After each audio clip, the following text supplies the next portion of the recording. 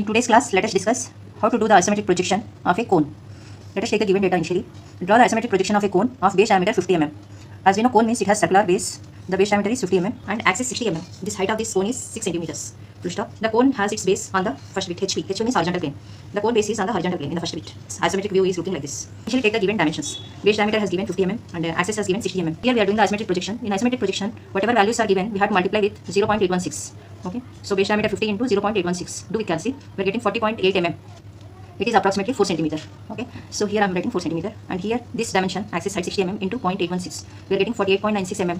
Okay. Approximately it is 4.9 centimeter. We have to take these dimensions instead of the given values in isometric projection. Let us do the first bit. As we know, the first bit is we are keeping the base on the horizontal plane. Let us do this rhombus initially. Okay. So take any one of the point here, use some gap here and take one point here. One point. So at this point, do the horizontal line. Now here take 30 degrees lines at this point. Mark 30 degrees and this side also 30 degrees. Okay, join these 2 points with this point. So on this line, mark the base diameter of this circle. What is the base diameter of the circle? So in isometric projection, it is 40.8 mm. Take this 4 centimeter diameter and mark on the both angle lines 4 centimeter, 4 centimeter. Just complete the rhombus. Okay, at this point, do the line parallel to this. So similarly, at this point, do the line parallel to this. Okay, do the end names for it. Here we have to take the middle points initially. 2 centimeter, middle points. So mark this side, 2 centimeter. For doing the arcs, we need to do the 4 center method. In this rhombus, this is a bigger diagonal, this is a smaller diagonal. Take the smaller diagonal 2 ends. Take one of the point, join with opposite middle points. Similarly, take the another end, join with opposite middle points. These intersection points E and F. We are using the 4 centers. So 4 centers are smaller diagonal opposite 2 ends, that is R and P, and the other 2 centers are E and F.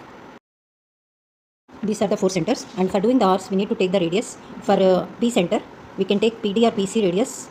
We can do an arc here. Similarly, take another end of the smaller diagonal, R center, RA or RB is the radius, do another arc.